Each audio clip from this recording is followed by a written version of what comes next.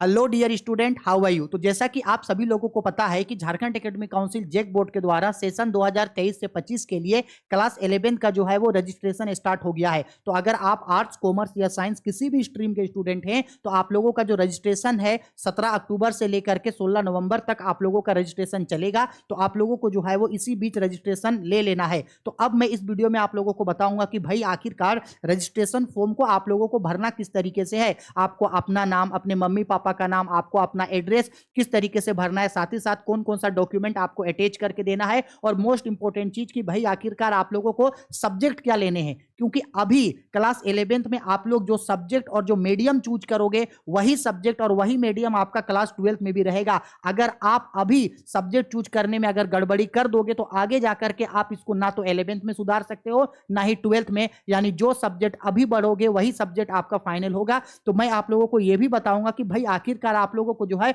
वो कौन कौन सा सब्जेक्ट जो है आप लोगों को लेना चाहिए। ठीक है, मैं स्पेशली कॉमर्स का टीचर हूं तो मैं कॉमर्स के स्टूडेंट्स को बेस्ट सब्जेक्ट जो है वो सजेस्ट कर दूंगा और उसी के रिगार्डिंग आप लोग चूज कर लेना। आर्ट्स और साइंस को भी समझा रहा हूं, वो भी डिटेल में देखना। और इसका पीडीएफ आप लोग को कहां से मिलेगा वो वीडियो में हम आगे आप लोगों को बताएंगे। ठीक है, और हाँ, सबसे इंपॉर्टेंट चीज मैं तो भाई यही सजेस्ट करूंगा कि आप लोग इसका प्रिंट आउट निकाल लेना, इसका जेरोक्स करना 2 फोटोकॉपी और 1 फोटोकॉपी को अपने से भरना और खुद से भरा हुआ ही इसको जो है आप अपने कॉलेज या स्कूल में फिलअप करना, सबमिट करना। टीचर के द्वारा जो है आप इसे नहीं भरवाना, क्योंकि हो सकता है कि कभी कभी कोई कोई टीचर जो है कुछ ऐसा सब्जेक्ट आपको दे देते हैं जो उनके रिगार्डिंग तो इंपॉर्टेंट है, लेकिन वो सब्जेक्ट लेने के बाद आपको जो है वो सब्जेक्ट बिल्कुल समझ में नहीं आता है, जिसकी वजह से आपको 11th में भी उसमें मार्क्स कम आते हैं और 12th में भी जो है वो मार्क्स कम आते हैं। तो मैं आप लोगों को तो सजेस्ट यही करूंगा कि फॉर्म खुद से भरना और खुद से ही जो है आप कॉलेज या स्कूल में जाकर के सबमिट करोगे। ठीक है, आओ अब एक एक करके जो है वो सारा चीज आपको बताते हैं। चलो, तो जैसा कि आप जब इस पीडीएफ को खोलोगे या ये जब आप प्रिंट आउट निकालोगे तो इस तरीके से दिखेगा। हाँ, यहाँ देखो लिखा गया है भाई झारखंड एकेडमिक काउंसिल रांची है। यहाँ साफ साफ बोल रहा है कि सेशन क्या है 2023 से 25 है, क्लास 11th का रजिस्ट्रेशन और उसके साथ साथ एग्जामिनेशन फॉर्म। अब ध्यान से देखना, ये यहाँ पे लिखा गया है रेगुलर कैंडिडेट ओनली। इसका मतलब है कि 3 टाइप के स्टूडेंट के कैटेगरीज होते हैं, एक रेगुलर, दूसरा होता है प्राइवेट और तीसरा होता है एक्स स्टूडेंट। एक्स स्टूडेंट ऐसा स्टूडेंट होते हैं जो मान लो कि अगर किसी स्ट्रीम में अगर वो या मान लो कि फेल हो चुके हैं, पहले 11th पास नहीं हुए थे, फेल हुए थे, तो उन लोगों को एक्स स्टूडेंट बोला जाता है। तो सबका अलग अलग फॉर्म है, ये हम रेगुलर कैंडिडेट को बता रहे हैं। अगर कोई ऐसे स्टूडेंट जो मान लो कि ये इस कैटेगरी के होंगे, रेगुलर या प्राइवेट या एक्स कैंडिडेट, तो वो भी बताना, हम बता देंगे। अब देखो सबसे पहले आपको क्या करना है, तो यहाँ सबसे पहले जो आपको टॉप में दिख रहा है जहां लिखा गया है, रुको 1 मिनट, हाँ हम अपने आप को पहले थोड़ा छोटा कर लेते हैं ताकि हम आप लोगों को चीजें जो है वो अच्छी तरीके से समझा सके। ठीक है, चलो जी देखो, तो सबसे पहले यहां आप जो देख पा रहे हैं code and name of institution, यहां कोड में आपको अपने स्कूल या कॉलेज का कोड डालना है। बेसिकली कोड जो होता है वो 5 डिजिट का होता है। जैसे यहां जहां मेरे नजदीक में जो नियरेस्ट स्कूल है वहां का कोड है 25027, तो यहाँ पे कोड 25027। इसके बाद यहाँ पे जो है आपको बगल में आपको आपके स्कूल या कॉलेज का जो नाम, यहाँ पे बोल रहे हैं हम, यहाँ पे आपको आपके स्कूल या कॉलेज का जो नाम है, यहाँ यहाँ आपको आपके स्कूल या कॉलेज का नाम जो है यहाँ पे लिख देना है। मैं यही सजेस्ट करूंगा कि अगर आपको आपके स्कूल या कॉलेज का रोल कोड नहीं पता है तो आप इसको फिल मत करना, आप अपने स्कूल या कॉलेज में जाके वहां पे देखना, रोल कोड रहेगा, वहां से जाकर के आप इसको फिल कर देना। ठीक है, हाँ सर ठीक। अब पॉइंट नंबर 1, ये देखो यहाँ पे पॉइंट नंबर 1 पे क्या भरना है भाई, नेम ऑफ द स्टूडेंट। आपको अपना स्टूडेंट का नाम भरना है और इस पूरे पेपर को आपको ब्लैक पेन से भरना है, ब्लैक जेल पेन यूज मत करना। ठीक है, ब्लैक पेन यूज करना। अच्छा, अब इसको आप फिल कैसे करोगे, यानी किस तरीके से आप इसको भरोगे, तो देखो सबसे कैपिटल वर्ड में भरना है सब चीज। जैसे कि मेरा नाम है विक्की कुमार बहादुर, तो कैपिटल वर्ड में पहला लेटर में लिखेंगे भी, दूसरा में लिखेंगे आई, फिर लिखेंगे सी, फिर लिखेंगे के और फिर वाई, विक्की, फिर एक स्पेस छोड़ देंगे, फिर एक स्पेस छोड़ के के यू, फिर लिखेंगे यहाँ एम, फिर यहाँ ए और आर, फिर एक स्पेस छोड़ के Bahadur, B A H A D U R. यानी जो आपका नाम होगा आप उसको कैपिटल वर्ड में भरोगे और हर नाम के बाद एक स्पेस छोड़ के भरोगे। क्लियर है? ठीक है सर। जब आप इतना भर लोगे तो इसके बाद क्या होगे, थोड़े से और नीचे आते हैं तो आपको फिर दूसरा जो सेक्शन दिखेगा यहाँ पे है डेट ऑफ बर्थ। ठीक है, सेकंड पे क्या भरना है भाई, डेट ऑफ बर्थ। तो अब आप डेट ऑफ बर्थ कैसे भरोगे, सपोज कर लो मेरा डेट ऑफ बर्थ है 2 अक्टूबर 2006, सपोज कर लो 2 अक्टूबर 2007 मान लो 2 अक्टूबर 2007। तो हम यहाँ पे भरते हैं सबसे पहले 2, तो 02 यानी 2 तारीख, अक्टूबर का महीना है तो 10, 2 अक्टूबर, अच्छा 2006 है तो 2006। इस तरीके से आपको जो है अपने भर देना है। ठीक है, इसके बाद थर्ड नंबर पे है जेंडर। अब देखो चूंकि हम तो मेल हैं तो हम यहाँ पे मेल पे टिक लगाएंगे। अगर आप लड़की हैं, सपोज कर लो लड़की हैं, तो आप अपने हिसाब से अपना जेंडर जो है वो चूज कर लोगे। ठीक, इसके बाद है दिव्यांग 4 नंबर पे। दिव्यांग का मतलब होता है भाई साहब विकलांग। क्या आप किसी तरीके से कोई फिजिकल हैंडीकैप है आपको, अगर आप फिजिकल हैंडीकैप हैं तो यहाँ से आप जो हैं उस पर टिक लगाना। अगर आपको कोई भी फिजिकल हैंडीकैप नहीं है तो नन पे जो है आप क्लिक इस तरीके से टिक मार देना। ठीक है, इसके बाद कास्ट। कास्ट अब खासा ध्यान रखना कि आप किस कैटेगरी में आते हो, एसटी में आते हो, एससी में आते हो, ओबीसी, ओबीसी में BC1 में आते हैं, BC2 में आते हैं, या तो फिर जनरल कैटेगरी में आते हैं, या तो फिर कोई अदर में। तो आपको जो जो जो आपका कास्ट होगा उस रिगार्डिंग आना। जैसे कि सपोज हम जनरल में हैं तो हम जनरल में टिक मार रहे हैं, आप एससी कैटेगरी के होगे तो एससी में। ध्यान ये रखना, अगर आप SC ST BC1 या BC2 में अगर आप क्लिक करोगे तो इसके साथ साथ आपको अपना कास्ट सर्टिफिकेट भी जो है वो अटैच करके देना पड़ेगा। ठीक है, तो इसके साथ आप अपना कास्ट सर्टिफिकेट भी देना, क्योंकि आगे अगर आपको स्कूल या कॉलेज से कोई स्कॉलरशिप मिलता है तो वहां ये चीज आपको मदद करेगा। फिर आता है भाई रिलीजन। रिलीजन का मतलब है कि आप किस धर्म के हो। ठीक है, हिंदू के हो, मुसलमान हिंदू हो, या तो फिर इस्लाम हो यानी कि आप मुसलमान हो, या तो फिर सिख हो, या तो फिर क्रिश्चियन हो, या अदर हो। तो मैं हिंदू हूं तो मैं हिंदू में टिक मारूंगा। आप जो रिलीजन के हैं आप वहां टिक मारना। इसके बाद नेशनलिटी, यानी कि हम सभी लोग जो हैं इंडियंस हैं तो हम सभी लोग इंडियंस पे क्लिक करेंगे, टिक करेंगे। ठीक है, इसके बाद चलो थोड़ा सा और ऊपर बढ़ते हैं भाई। इसके बाद देखो 8 नंबर पे यहाँ पे साफ साफ देखो क्या दिख रहा है। 8 नंबर पे, 8 नंबर पे लिखा गया है हम लोगों को स्टूडेंट आधार नंबर। जो भी आपका आधार नंबर होगा 12 डिजिट का, उन आधार नंबर को जो है यहाँ आप फिल कर दोगे कैपिटल वर्ड में। जैसे आधार नंबर है मेरा सपोज 200118931029, जो है आपका आधार कार्ड आप फिल करोगे। उसके बाद एरिया, एरिया में 2 कैटेगरी है आपका, रूरल एंड अर्बन। अब इसका मतलब समझो, रूरल का मतलब होता है कि ग्रामीण क्षेत्र और अर्बन का मतलब होता है कि शहरी क्षेत्र। तो आप जिस जगह पे रहते हो आपका वो लोकेलिटी किस तरीके का है। तो बेसिकली जैसे हम लोग बोकारो के हैं तो भाई ये तो इसको हम लोग रूरल कैटेगरी में ही रखते हैं। मेरे जो गांव है उसको रूरल कैटेगरी में। ठीक है, तो इसको रूरल में, अगर आपका अर्बन है तो अर्बन, नहीं तो मोस्ट प्रोबेबल सब लोग रूरल में मारता है, आप भी रूरल पे टिक आउट कर देना। इसके बाद आते हैं भाई मदर्स नेम पे। ठीक है, मदर्स नेम यानी आपकी जो मम्मी का नाम है आप यहाँ पे अपना माँ का नाम लिखोगे, और हाँ नाम भी सेम उसी तरीके से लिखोगे भाई, कैपिटल वर्ड में जो है आप नाम लिखोगे। ठीक है, जैसे मेरी माता जी का नाम है कुंती देवी, तो यहाँ हम लिखेंगे KUNTI, कुंती, एक स्पेस छोड़ के फिर देवी DEVI, देवी। हो गया। इसके बाद भाई 11 नंबर पे बोल रहा है फादर्स नेम, तो फादर्स नेम लिखोगे। मेरे फादर्स नेम का नाम है कृष्णा बहादुर। अब देखो किसी किसी के पापा मम्मी हो सकता है शायद नहीं हो, तो नहीं हो इसका मतलब ये नहीं है कि आपको यहाँ पे लेट वर्ड यूज करना है। ठीक है, स्वर्गीय है, लेट वर्ड यूज नहीं करना। मेरे पापा अलाइव नहीं है, इसका मतलब ये नहीं है कि हम लेट वर्ड यूज करेंगे। बहुत कोई जो है वो लेट वर्ड यूज करते हैं, LATE लेट, लेकिन हम बोलेंगे कि लेट वर्ड यूज करना नहीं है। ठीक है, मेरे पापा का नाम है कृष्णा बहादुर, तो KRISHNA कृष्णा, फिर एक स्पेस छोड़ के बहादुर BAHADUR, कृष्णा बहादुर। ठीक है, इसके बाद आते हैं कम्युनिकेशन एड्रेस। अब देखो बहुत सारे स्टूडेंट जो हैं इस कम्युनिकेशन एड्रेस में भी जो है वो बहुत ज्यादा कंफ्यूजन हो जाते हैं कि भाई कम्युनिकेशन एड्रेस में आखिरकार भरेंगे क्या। तो सिंपल बात है, ऐसे भी कम्युनिकेशन एड्रेस जो है आपके एडमिट कार्ड या मार्कशीट पे नहीं होता है, लेकिन चूंकि भरने बोला तो कम्युनिकेशन एड्रेस में आप अपना पूरा एड्रेस भरोगे। ठीक है, तो 8 करके लिखना, AT8, 8 मतलब कि गांव, आप किस गांव के हो। जैसे मैं जहां पे रहता हूं वो जगह का नाम है तेतुलिया, तो 8 करके हम लिखते हैं तेतुलिया, TETULIYA। आप अपना एड्रेस लिखोगे आप जहां के हो, तेतुलिया। इसके बाद आप चाहो तो इसको पूरा डिटेल में दे सकते हो तेतुलिया। इसके बाद लिख सकते हो आप PO डेस, यानी कि आपका पोस्ट ऑफिस कहाँ है। मेरा पोस्ट ऑफिस सेक्टर 12 है, सेक्टर 12 लिख के फिर स्पेस छोड़ सकते हैं PS, यानी कि पुलिस स्टेशन कहाँ है, ये भी मेरा सेक्टर 12 है, तो सेक्टर 12 आप अपना एड्रेस लिख दोगे। ठीक है, इसके बाद आते हैं ब्लॉक।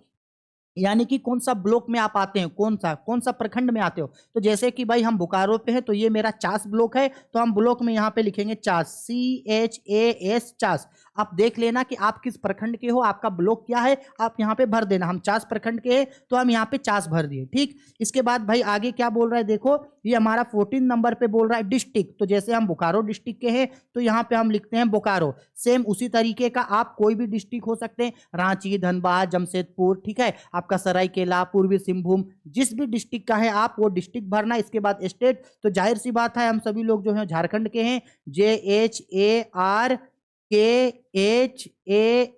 हाँ, अब देखना कि कुछ कुछ स्टूडेंट ऐसे भी होंगे जो झारखंड में ना होकर के किसी अदर स्टेट के होंगे, लेकिन हम सजेस्ट करेंगे भाई अगर आप किसी अदर स्टेट के भी हो तो आप झारखंड बोर्ड में ही पढ़ रहे हो, यानी बेसिकली झारखंड में ही हो ना, तो जिस जगह पे आप अभी प्रेजेंट टाइम में हो एड्रेस वही का भरना। इसके बाद pin code, pin code basically ये जो होता है 6 डिजिट का, तो मेरा पिन कोड है, मेरा पिन कोड है 827012, ये मेरा पिन कोड है। तो आपका जो पिन कोड होगा आप उस पिन कोड को यहाँ पे फिल कर दोगे, ठीक है। हाँ सर, चलो पिन कोड भर दिए। इसके बाद ये कॉन्टैक्ट नंबर, आपका जो कॉन्टैक्ट नंबर होगा, मोबाइल नंबर, वो यहाँ भरना। और हाँ, मोबाइल नंबर अच्छे से भरना और ऐसा मोबाइल नंबर भरना जो एक्टिव हो, क्योंकि अगर मान लो कि बोर्ड की तरफ से कोई नोटिफिकेशंस आएगा या कंफर्मेशन मैसेज आएगा तो आपके मैसेज मोबाइल के थ्रू जो है आपको मैसेज मिल जाया करेगा।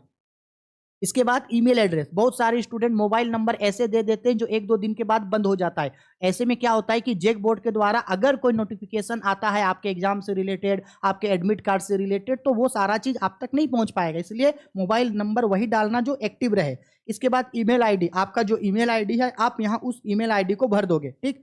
अब मोस्ट इंपॉर्टेंट चीज, यहां से सारा खेला जो है वो अब स्टार्ट होगा। ये जो 19 नंबर पे बोल रहा है हम लोगों को, ये बोल रहा है कि क्लास 10th पासिंग डिटेल्स। आप तो अभी 11th में चले गए हो, तो आखिरकार आप क्लास 10 जो है वो कहां से पास हुए थे, अब यहां उसका डिटेल बताओ। तो देखो सबसे पहले लिखा गया है ऑप्शन ए पे, नेम ऑफ बोर्ड या काउंसिल, आप किस बोर्ड या काउंसिल से पास हैं। बहुत सारे स्टूडेंट जैसे आप 10th जो किए थे वो जेक बोर्ड से किए थे, तो यहां आप जेक बोर्ड पे टिक मारोगे। बहुत सारे ऐसे स्टूडेंट होते हैं जो किसी अदर बोर्ड के हैं, जैसे कि बिहार बोर्ड से हैं, या तो फिर बंगाल बोर्ड के हैं, या तो फिर CBSE बोर्ड के स्टूडेंट हैं। तो अगर आप कोई अदर बोर्ड के स्टूडेंट हैं तो आप यहाँ टिक मारोगे और यहाँ अपने बोर्ड का नाम लिखोगे। सपोज आप 10 जो है वो CBSE बोर्ड से पास आउट थे, तो यहाँ लिखेंगे आप अदर पे टिक मार के यहाँ लिखेंगे आप CBSE बोर्ड अगर हैं। अगर CBSE बोर्ड से नहीं है, आप जेक बोर्ड से ही थे, तो CBSE की जगह आप जेक बोर्ड में टिक मार के यहाँ लिख देना JSE यानी जेक बोर्ड। अगर आप बिहार बोर्ड से थे तो अदर में टिक करके यहाँ पे आप बिहार बोर्ड को जो है वो मेंशन कर दोगे। आया समझ में, ठीक है। इसके बाद पासिंग ईयर, कि किस ईयर आप पास हुए, तो जाहिर सी बात है 10th तो आप इसी ईयर ही पास हुए थे, तब ना आपका भाई 11th में जो है वो एडमिशन हुआ था ना। ना ना, इस साल, हाँ इसी साल आप पास आउट हुए थे 2024 में, तो पासिंग 2023 में, तो पासिंग ईयर यहाँ लिखना 2023। 2023 में 10 पास किए हैं, फिर 11th में एडमिशन लिया, अब 11th का रजिस्ट्रेशन हो रहा है, तो 2023। इसके बाद रोल कोड, रोल कोड आप अपना एडमिट कार्ड निकालना, एडमिट कार्ड निकाल करके आप जो हो यहाँ पे अपना रोल कोड भर देना जो आपका एडमिट कार्ड में रोल कोड है, ठीक है। रोल नंबर भी वही एडमिट कार्ड का जो रोल नंबर था वो भरना। इसके बाद रजिस्ट्रेशन नंबर यहाँ 12, 13, 15 डिजिट का लंबा एक रजिस्ट्रेशन नंबर होगा एडमिट कार्ड में, वहां को देख करके जो है आप इसको यहाँ पे फिल कर दोगे। आया समझ में। और हाँ, जो भी चीज आप ये भर रहे हो शुरू से लेके अब तक, याद रखना कि हर चीज आप एडमिट कार्ड को देख के भरना, ठीक है। हो गया, चलो इसके बाद आगे बढ़ते हैं। सब चीज समझ में आ गया। नेम ऑफ बोर्ड में जिस बोर्ड से पास आउट है, पासिंग ईयर में 2023। अगर आप पहले पास आउट हुए थे, एक साल आप ड्रॉप किए थे, तो जिस ईयर पास आउट थे वो लिखना। रोल कोड एडमिट कार्ड में देख के लिख लेना 10 का, रोल नंबर एडमिट कार्ड में देख के लिख लेना, रजिस्ट्रेशन नंबर 10 का एडमिट कार्ड या मार्कशीट में होगा वहां से लिख लेना, ठीक है।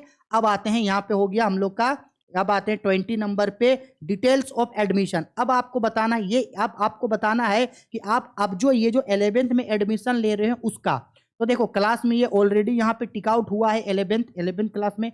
डेट ऑफ एडमिशन, इसको याद रखना कि ये जो डेट ऑफ एडमिशन है, आप कब एडमिशन लिए थे कॉलेज में, अभी तो रजिस्ट्रेशन करवा रहे हो, एडमिशन कब लिए थे। बहुत सारा स्टूडेंट ऐसे भी होंगे जो एडमिशन का डेट उनको याद नहीं होगा, मैक्सिमम स्टूडेंट को याद नहीं होगा, कोई बात नहीं।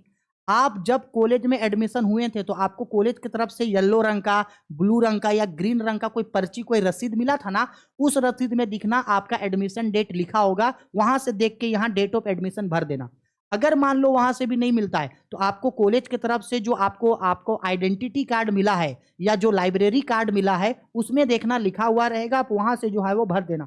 फिर भी अगर आपको नहीं समझ में आ रहा है, आपको वहीं से भी नहीं मिल रहा है, तो आप अपने स्कूल या कॉलेज में जाके इसको पूछ लेना। इसके बाद सेक्शन, कि भाई आप किस सेक्शन में हो। मैक्सिमम स्कूल में जो है वो सेक्शन देखने को मिलता है, कॉलेजेज में जो है वो सेक्शन देखने को नहीं मिलता है। अगर आपके स्कूल में सेक्शन है ABCD तो जिस सेक्शन के होगे उसको भरना, अगर सेक्शन नहीं है छोड़ देना। इसके बाद क्लास रोल नंबर की, अभी जो आप एडमिशन लिए थे आपका क्लास का रोल नंबर कितना है, ये भी आपको सेम या तो एडमिशन स्लिप में मिलेगा या तो फिर आपको आइडेंटिटी कार्ड में या तो फिर आपको लाइब्रेरी कार्ड में आपका रोल नंबर होगा। रोल नंबर यहां पे भर देना। अब ध्यान से ये रखना, अगर मान लो आपका रोल नंबर 20 है तो आप 20 नहीं लिखोगे, 20 है तो 0020 लिखना। अगर आपका रोल नंबर 12 है तो 0012 लिखना। आई बात समझ में? ठीक है सर, आ गया समझ में।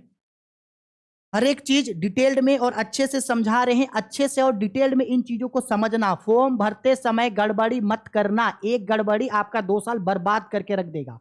ठीक है, इस चीज का ध्यान रखना। चलो भाई आगे बढ़ते हैं। अब ये हम लोगों का आता है मीडियम ऑफ एग्जामिनेशन, कि आपको जो एग्जाम होगा उसको आपको किस एग्जाम, उसका लैंग्वेज क्या रहेगा। अगर आपको एग्जाम जो है वो सपोज कर लो आपको एग्जाम इंग्लिश में देना है, आपको एग्जाम किस में देना है भाई, इंग्लिश में, तो आप यहाँ पे इंग्लिश पे टिक मारोगे। अब बहुत सारी, अब इंग्लिश में एग्जाम देने का मतलब क्या है कि मान लो आप अगर कॉमर्स के स्टूडेंट हैं तो आर्ट्स को सॉरी कॉमर्स के स्टूडेंट हैं तो अकाउंट्स हो गया, BST हो गया, ETP हो गया, हिंदी हो गया, इंग्लिश हो गया, हिंदी छोड़ के, यानी बाकी ये जो सारा सब्जेक्ट है उसका रिटन एग्जाम जब होगा तो आपको वो इंग्लिश में लिखना पड़ेगा। जैसे BST का जो थ्योरी लिखना है, अकाउंट्स का जो थ्योरी लिखना है वो इंग्लिश में लिखना है। अगर इंग्लिश में कर सकते हो तो लेना, अगर कोई ऐसे स्टूडेंट जो इंग्लिश में बहुत वीक हैं वो लोग हिंदी में ले सकते हो। ठीक है, इवन मेरा खुद का भी जो है वो 10th 11 12 जो है हम हिंदी में किए थे, उसके बाद आगे जाकर करके जब हम पढ़ाना स्टार्ट किए तो हम इंग्लिश में आ गए। ठीक, इसके बाद वैसे अगर आपको बंगाली में करना है, उर्दू में करना है, उड़िया में करना है, जो आपको लैंग्वेज रखना है रख लेना।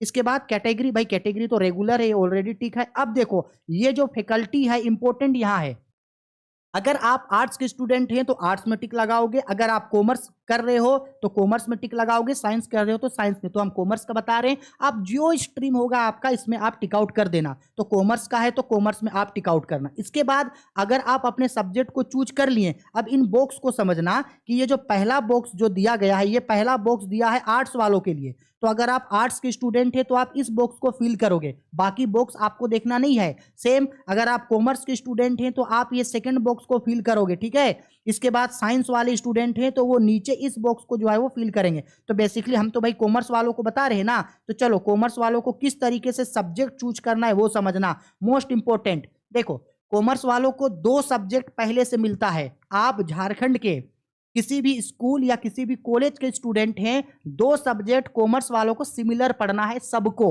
वो है अकाउंटेंसी और दूसरा है बिजनेस स्टडी। ये 2 सब्जेक्ट जो है हम लोगों का कंपलसरी पेपर है और वो सबको मिलेगा। समझ में आ रहा है भाई, अकाउंटेंसी और BST ऑप्शनल नहीं है, ये कंपलसरी है, सबको मिलेगा। हाँ, इसके बाद टोटल 5 सब्जेक्ट है एडिशनल को हटा के। अब देखो आपको भरना किस तरीके से है। सपोज कर लो कि आपको कोर में इंग्लिश लेना है, 2 ही ऑप्शन है, या तो कोर इंग्लिश लो या हिंदी।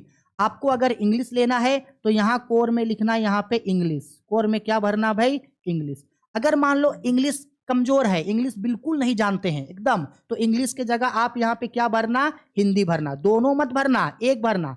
इंग्लिश लेना है इंग्लिश, हिंदी लेना है हिंदी। अब इसमें थोड़ा सा कंफ्यूजन होगा कि सर अगर कोर में हम इंग्लिश लिए हैं इसका मतलब क्या मेरा पूरा लैंग्वेज इंग्लिश होगा, या कोर में अगर हिंदी लिए हैं तो मेरा क्या पूरा लैंग्वेज हिंदी होगा। अरे नहीं भाई, लैंग्वेज तो आप ऊपर सेलेक्ट कर चुके हो, यहाँ आपको एक पार्टिकुलर सब्जेक्ट लेना है।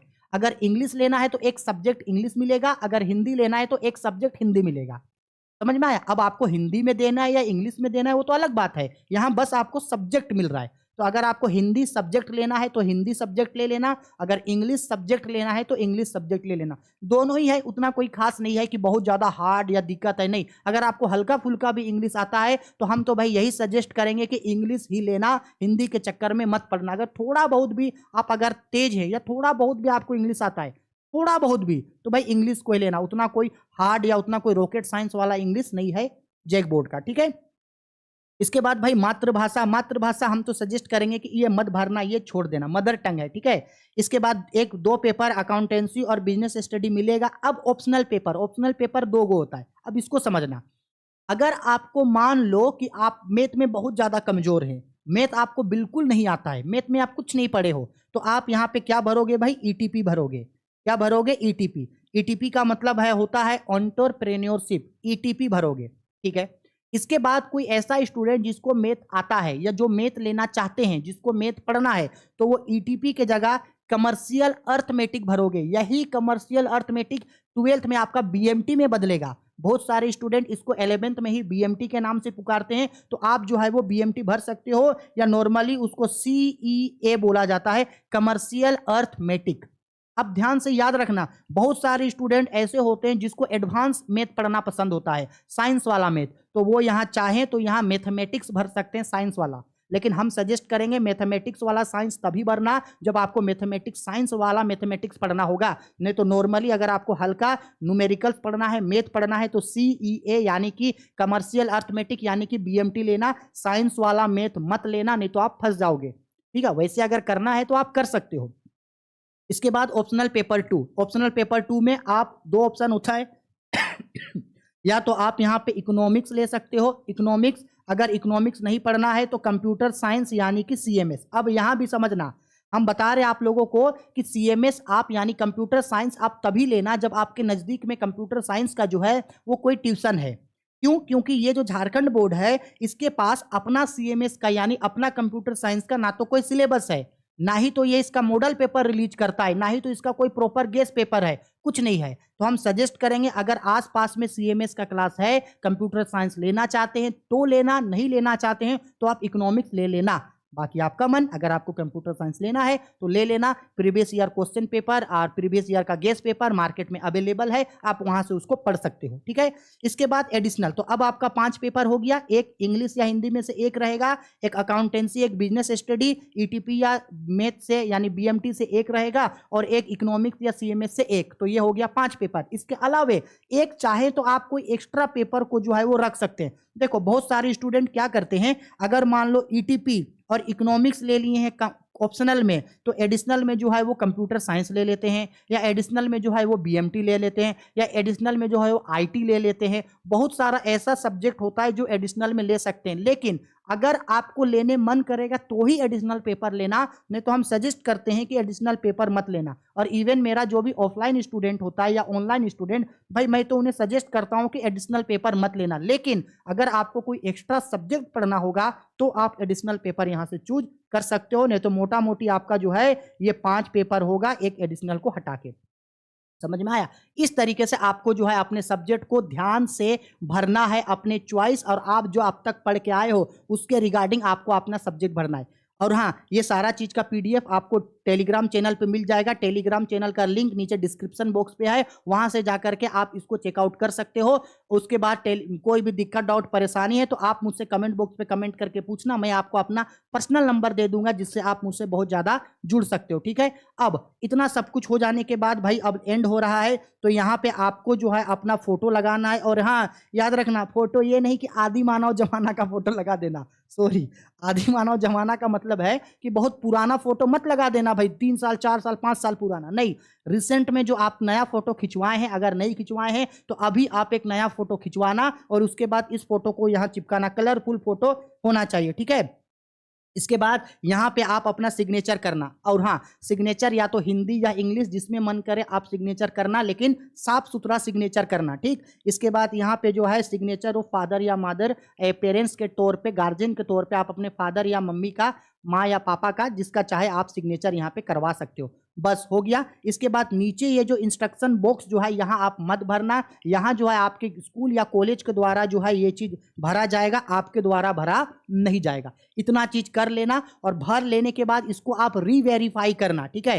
रुक जाओ 1 मिनट, थोड़ा सा जो है हम यहाँ से बड़ा हो जाते हैं। चलो सब चीज समझा दिए। हाँ, अब क्या करोगे, जब आप इन सारे चीज को भर लोगे तो इसको आप क्या करना, रीवेरीफाई करना, एक बार सब चीज को चेक करना, अपने नाम का स्पेलिंग, अपने पापा के नाम का स्पेलिंग, अपनी माँ का नाम का स्पेलिंग, अपना डेट ऑफ बर्थ, अपना सब्जेक्ट एड्रेस, हर चीज स्पेलिंग चेक करना। क्यों? क्योंकि भाई हो सकता है कभी कभी हड़बड़ी के चक्कर में जो है हम गलत भर देते हैं, तो मेरा जो है वो नाम गलत आ जाएगा। सपोज कर लो मेरा नाम है बिक्की कुमार और गलती से आ गया बिक्की कुमारी, समझ में आ रहा है? बहुत सारे लोगों का दिक्कत होता है। तो आप सबमिट करने से पहले इसको दोबारा रीचेक कर लेना, रीचेक करने के बाद ही जो है आप इसको ओके करना, इसके बाद अपने स्कूल या कॉलेज में जाकर के सबमिट करना और इसका रिसीविंग आप अपने स्कूल या कॉलेज से ले लेना। अगर आपको ऑनलाइन करवाना है तो ऑनलाइन करवाना, ऑफलाइन करना है तो ऑफलाइन। कुछ कुछ यहाँ पे जनरल इंस्ट्रक्शंस गिवन है, अगर आप पढ़ना चाहें तो इन इंस्ट्रक्शंस को पढ़ सकते हैं। अदरवाइज हम जो भी चीज अभी आप लोगों को बताएं वही सब चीज है, कुछ कुछ जनरल इंस्ट्रक्शन है यहाँ, आप चाहें तो पढ़ सकते हो। अब बात करते हैं भाई कि आपको कौन कौन सा डॉक्यूमेंट का जरूरत पड़ेगा। मोस्ट इंपोर्टेंट चीज तो देखो,